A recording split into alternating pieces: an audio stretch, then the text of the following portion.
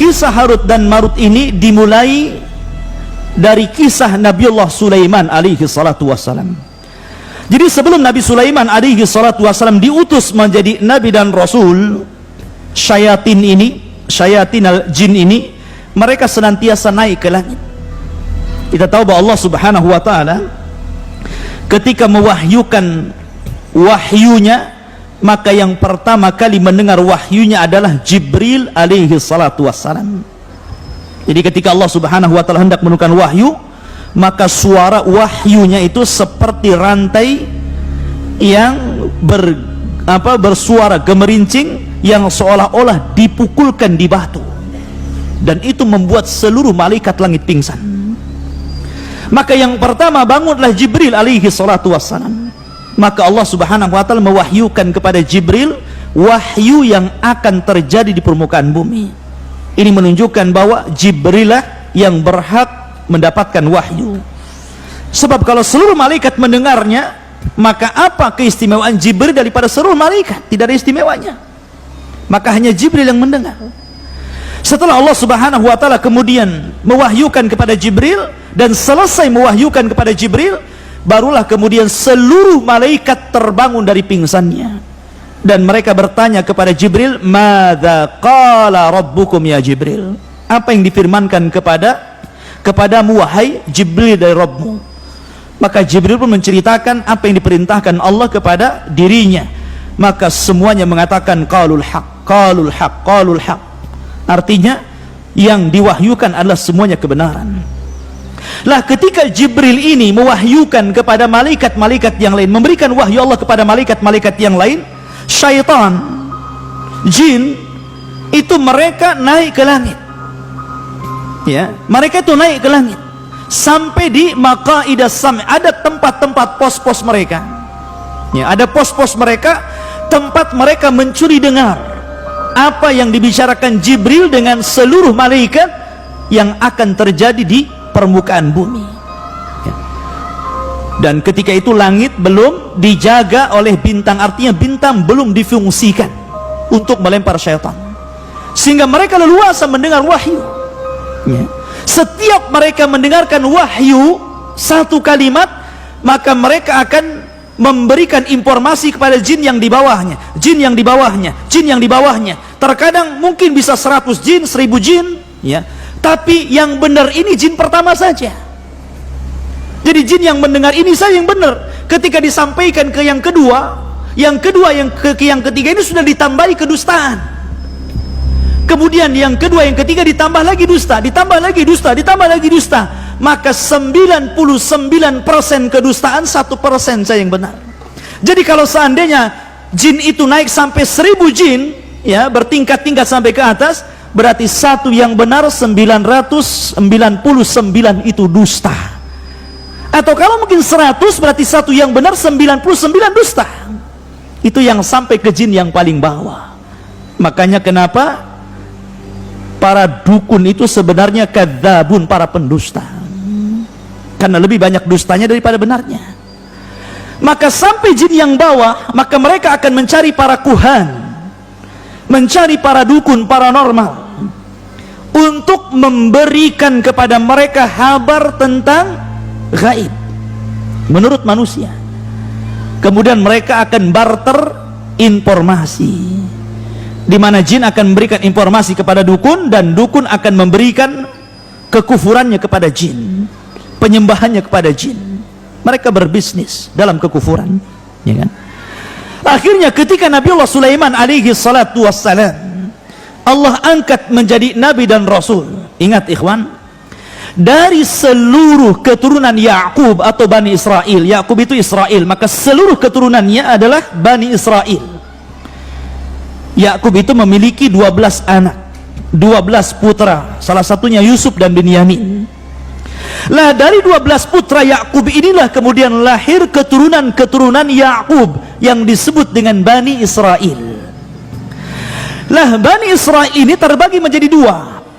Ada yang Allah karuniakan dari keturunannya para nabi dan rasul, dan ada yang Allah karuniakan dari keturunannya menjadi para penguasa dan raja. Ya.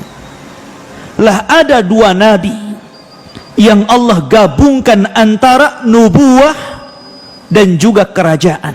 Siapa? Pertama Nabi Daud alaihi salatu wasalam. Allah gabungkan, bukan hanya sebagai nabi, tapi dia juga sebagai raja. Padahal sebelumnya kalau raja-raja saja, kalau nabi, nabi saja ya. Tapi Daud Allah gabungkan dua kenikmatan, nabi dan juga raja ya. Kemudian setelah Daud meninggal dunia, warisan ini diberikan kepada ibnu Daud, Sulaiman alaihi salatu wassalam. Allah gabungkan juga dua kekuasaan ini, jadi nabi dan juga jadi raja. Bahkan dia raja dari seluruh para raja di zamannya. Makanya sering saya katakan bahwa di dunia ini yang pernah berkuasa, menguasai dunia secara jumlah hanya ada 4, yang 2 mukmin dan 2 kafir. Yang satu Nabi Sulaiman, dia menguasai dunia, dia mukmin. Kemudian yang kedua Dzulqarnain, dia menguasai dunia dan dia mukmin. Kemudian yang 2 kafir, pertama Raja Namrud, yang ketiga, yang keempat Bukhtun Nasr, yang telah menyerbu negeri Palestina dan memperbudak bangsa Yahudi ya. Ada yang mengatakan, ikhwatu fiddin yang dimuliakan Allah Azza wa Jalla, jadi ketika Sulaiman ini Allah berikan mukjizat bahwa dia diberikan seluruh kekuasaan yang ada di alam semesta, maksudnya di alam bumi ini, dia bisa menaklukkan seluruh binatang, dia bisa menaklukkan manusia dan juga jin, semua tunduk kepada Sulaiman. Makanya dia berdoa kepada Allah, Rabbi habli, ya Allah berikan kepadaku mulkun la yambagi ahadun ba'di, begitu ya. Jadi ya Allah berikan kepadaku satu kerajaan yang kerajaan ini tidak bisa dimiliki siapapun setelahku, karena dia bisa menguasai semuanya ya kan? Dia bisa menguasai manusia, dia bisa menguasai jin, dan dia bisa menguasai seluruh hewan-hewan. Bayangkan, Anda bisa bayang pasukan Sulaiman ini ya kan? Dia memiliki pasukan yang sangat kuat karena jin takluk kepada Sulaiman ya. Lah ketika itu ikhwatu fiddin yang dimuliakan Allah Azza wa Jalla, Sulaiman ini punya katib, tukang catat ya kan. Setiap dan tukang catatnya Sulaiman, sekretarisnya Sulaiman ini menulis segala sesuatu yang diperintahkan Sulaiman, yang dirahasiakan Sulaiman, baik tentang nama-nama Allah yang azam, baik tentang rahasia jin, baik tentang rahasia binatang ataupun manusia. Dan yang tahu hanya Sulaiman dan tukang catatnya ini. Setelah Sulaiman alaihi salatu wassalam, Allah takdirkan mendekati kematiannya. Maka kemudian Sulaiman akhirnya menyimpan catatan sekretarisnya itu di bawah singgasananya, di sebuah kotak, dan diletakkan di bawah kursinya. Dan ketika itu Sulaiman alaihi salatu wassalam sempat mengatakan kepada seluruh jin dan manusia, man iqtaraba fi hadas sunduk minal jin sayastarih, barang siapa yang mendekati kotak yang berisi tulisan-tulisan yang berharga ini, kalau dia dari kalangan jin maka dia terbakar ya kan. Akan tetapi man iqtaraba minal insi bi kalimatin yaz'am fiha anna ahadan ghairallah ya ya'riful ghaiba fasa'aqtuluhu, tapi barang siapa yang kemudian didekati oleh manusia, kemudian setelah dia membaca di antara kalimat-kalimat yang tercatat itu, kemudian dia mengaku mengetahui yang gaib, maka saya akan bunuh dia. Akhirnya tidak ada yang mendekati dari kalangan jin ataupun manusia akan kotak itu. Maka ketika Sulaiman meninggal dunia dan tidak ada yang tahu meninggalnya, bagaimana tidak ikhwatu fiddin? Tidak ada yang tahu, bahkan jin tidak tahu Sulaiman mati. Sulaiman hanya duduk di singgasananya, kemudian rayap memakan singgasananya, kemudian setelah rapuh roboh barulah mereka tahu Sulaiman meninggal. Artinya di sini bahwa kalau memang jin adalah rujukan para dukun, para normal, dan mereka mengaku sesuatu yang gaib padahal tidak ada yang mengetahui kecuali Allah Azza wa Jalla, jin saja tidak tahu yang gaib pada rujukannya. Jin tidak tahu kematian Sulaiman.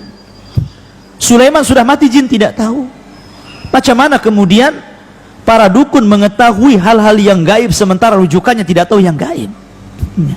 Ma'asyiral muslimin rahimani wa rahmatullahi. Maka setelah Sulaiman meninggal dunia, kemudian generasi yang mentauhidkan Allah Azza wa Jalla sudah mulai punah. Datanglah generasi berikutnya yang mereka sudah terpengaruh akidahnya. Akhirnya kemudian syaitan datang kepada kaum Babil, kaumnya Sulaiman alaihi salatu wasallam, menjelma menjadi seorang manusia yang sangat saleh. Ketika itu di Babil ini ada seseorang yang bernama Harut dan Marut. Karena solehnya sehingga seolah-olah dia malaikat. Makanya Allah Subhanahu wa taala mengatakan, wa ma unzila alal malakaini bi Babila Harut wa Marut, dan apa yang diturunkan kepada dua malaikat di Babil, yakni Harut dan Marut. Artinya Harut dan Marut itu bukan malaikat, tapi seolah-olah malaikat karena dia saleh. Ada juga ahli tafsir mengatakan bahwa dia adalah syaitan.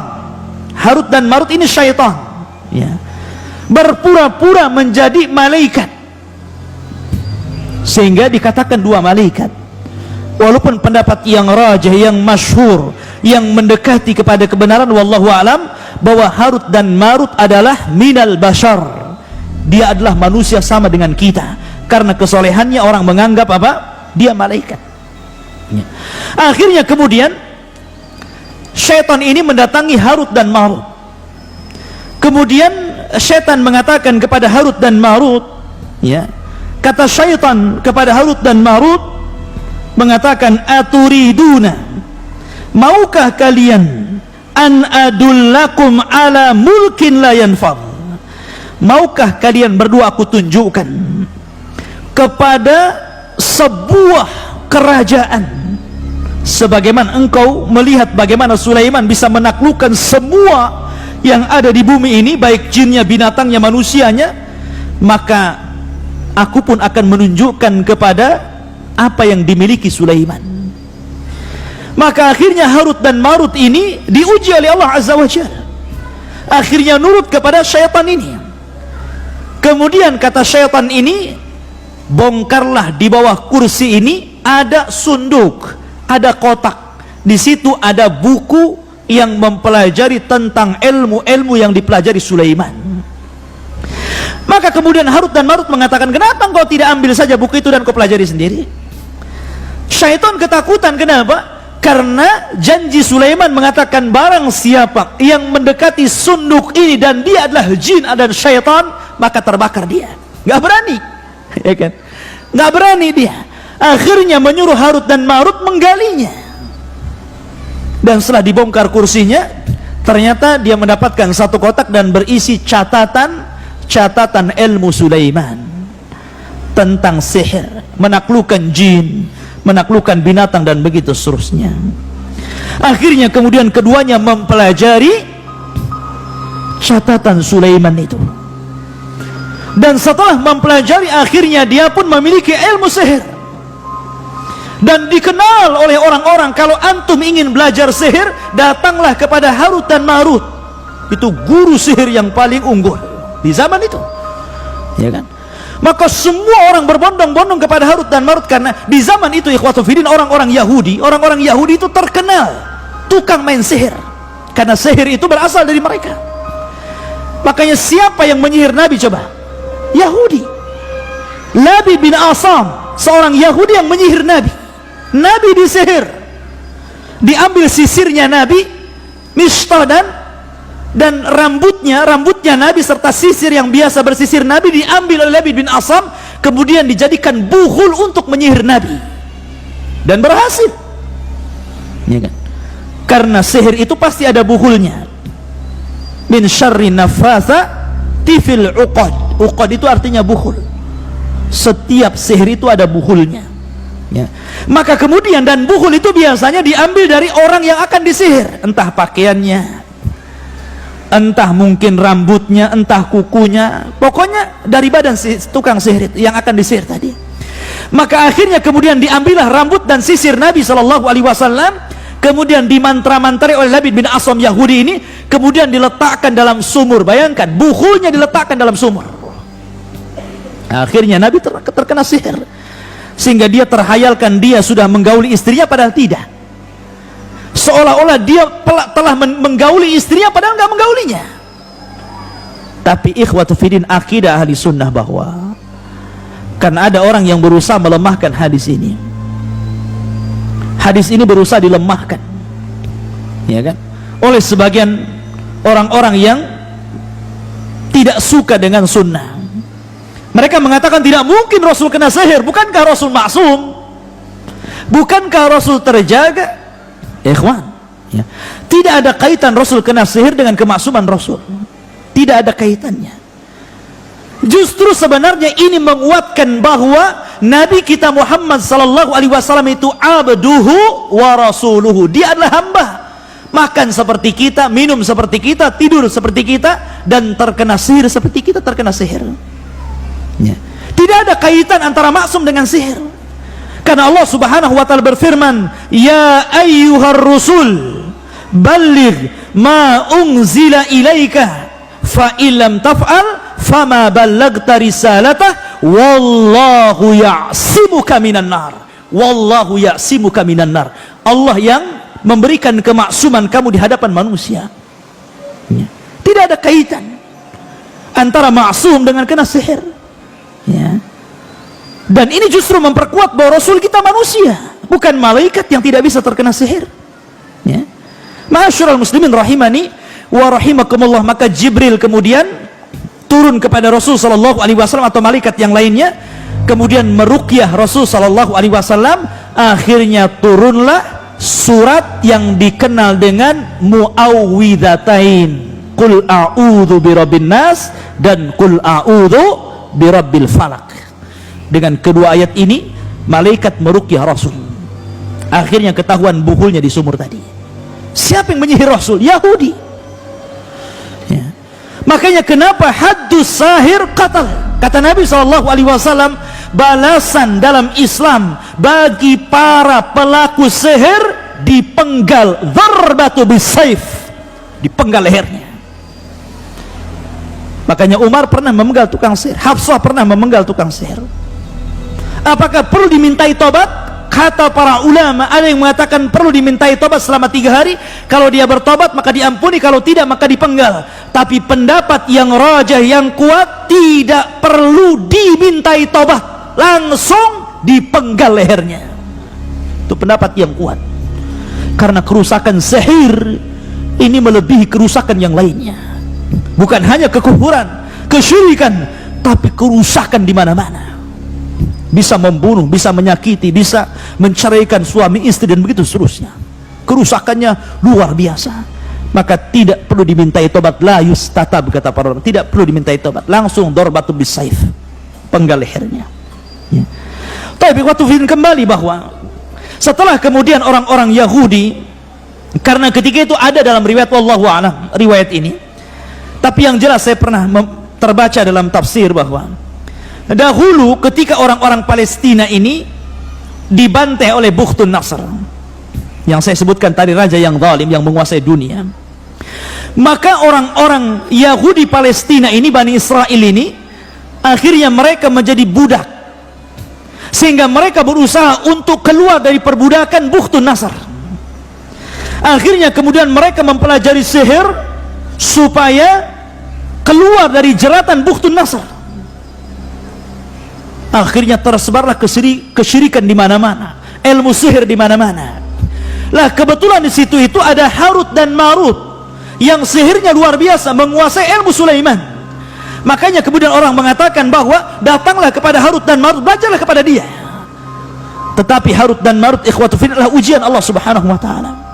Harut dan Marut mengatakan kepada setiap orang yang akan belajar sihir kepadanya, wa ma yu'allimani min ahadin hatta yaqula innama nahnu fitnatun fala takfur. Maka Harut dan Marut tidaklah mengajarkan sihir kepada siapapun dari kalangan Bani Israel, kecuali keduanya pasti mengatakan, sebelum kamu belajar sihir kepada aku, saya ingatkan, sihir ini fitnah. Nanti setelah aku ajarkan sihir, jangan pernah kufur kepada Allah. Baik, bagus kan kalimatnya.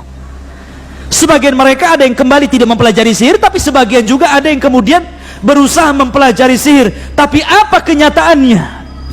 Kenyataannya apa yang dikatakan Harut dan Marut tidak sebagaimana yang diiyahkan mereka. Justru kenyataannya setelah mereka mempelajari sihir dari Harut dan Marut, justru kondisinya makin rusak. Perdukunan di mana-mana, sihir di mana-mana. Sampai hari ini, sihir itu di mana-mana. Ya. Ikhwatu fiddin yang dimuliakan Allah Azza wa Jalla. Barulah ikhwatu fiddin zaman terus berjalan, maka Allah Subhanahu wa taala setelah mengutus Nabi kita Muhammad sallallahu alaihi wasallam, barulah Allah memfungsikan bintang di situ. Bayangkan, zaman Nabi Sulaiman sampai ke zaman Rasul itu ribuan tahun, ikhwan. Bukan puluhan tahun, bukan ratusan tahun, ribuan tahun. Baru Allah Subhanahu wa taala yahrusus sama, menjaga langit dari syaitanir rajim. Dengan cara apa? Memfungsikan bintang. Sehingga ketika itu ikhwatu fiddin, syaitan tidak bisa naik lagi ke langit. Mereka hanya berputar-putar di bumi dan tidak bisa naik ke langit. Setiap mereka naik ke langit, maka mereka akan ditembak oleh meteor dan mati. Sehingga mereka tidak berani. Di zaman Rasul tidak ada syaitan yang berani masuk ke langit. Dan ini menunjukkan tentang bagaimana Allah Subhanahu wa taala menjaga keotentikan risalah Rasul. Inna nahnu nazzalna dzikra wa inna lahu lahafizun. Kami yang menurunkan Al-Quran, kami yang menjaganya. Sebab kalau seandainya syaitan ini naik, maka akan tercampur antara perkataan Allah dan perkataan dukun. Al-Quran terjaga, maka mereka tidak bisa naik ke langit karena mereka akan ditembak. Ya. Ma'asyiral muslimin, kemudian Allah Subhanahu wa taala mengatakan, fayata'allamuna minhuma ma yufarriquna bihi bainal mar'i wa zawji. Maka kemudian orang-orang Bani Israel, orang-orang Yahudi itu mempelajari dari keduanya Harut dan Marut apa yang bisa memisahkan antara suami dan istri. Perlu catatan ikhwan, sihir dahulu dengan sihir sekarang itu ada kemiripan.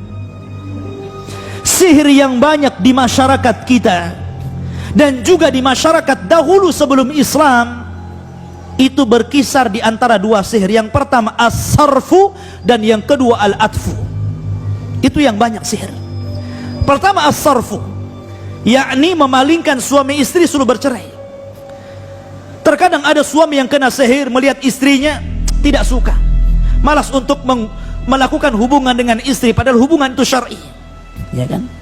Malas untuk mendekati istrinya, atau mungkin sebaliknya, akhirnya ujung-ujungnya cerai. Atau yang kedua al-atfu, sebaliknya, ya, sebaliknya menanamkan kecintaan kepada keduanya, atau menanamkan kecintaan kepada wanita orang, atau bahasa kita mungkin ilmu pelet begitu ya, supaya orang dekat dengan dia. Dan ghalibus sihri hakada, umumnya sihir seperti itu. Namun ada juga sihir yang ganas yang sampai membunuh, ikhwan. Naudzubillah. Ya. Maka di sini Al-Quran mengatakan bahwa mereka mempelajari sihir itu apa yang bisa memisahkan antara suami istri. Wa ma hum bidharina bihi min ahadin illa biiznillah. Tapi ingat bahwa sihir apapun tidak akan memadaratkan siapapun kecuali atas izin dari Allah Subhanahu wa taala. Seandainya tukang sihir ini berkumpul di dunia kemudian hendak menyihir antum, kalau seandainya Allah tidak mengizinkan sihir itu terkena antum, antum tidak akan terkena sihir. Karena Rasul mengatakan, seandainya seluruh manusia berkumpul, jinnuhum wa insuhum, manusia dan jinnya, ada an yadurruka bi syai'in lan yadurruka illa bima qad kataballahu lak. Tidak akan sampai madarat itu kepadamu kecuali memang madarat itu sudah ditetapkan di Lauhil Mahfuz. Ya. Kemudian wa yata'allamuna ma yadurruhum wa la yanfa'uhum, dan mereka mempelajari apa yang memadaratkan mereka dan tidak bermanfaat. Sihir itu tidak ada manfaatnya sedikit pun, bahkan akan mengantarkan kepada kekufuran. Sihir itu tidak manfaat, ikhwan. Maka jangan pernah mempelajari sihir. Jangan pernah, ya. Kemudian walaqad alimu laman ishtarahu ma lahu fil akhirati min khalaq wala bi'sa ma syara bihi anfusahum law kanu ya'lamun. Dan sungguh mereka sudah tahu barang siapa membeli menggunakan sihir itu niscaya tidak akan mendapatkan keuntungan di akhirat. Dan sungguh sangatlah buruk perbuatan mereka yang menjual dirinya dengan sihir sekiranya mereka mengetahuinya. Walau annahum amanu wattaqau lamathubatun min indillahi khairun law kanu ya'lamun. Dan jika mereka beriman dan bertakwa, pahala dari Allah pasti lebih baik sekiranya mereka mengetahui. Subhanakallah bihamdika asyhadu an la ilaha illa anta astaghfiruka wa atubu ilaik. Allahu ta'ala alam. Assalamualaikum warahmatullahi wabarakatuh.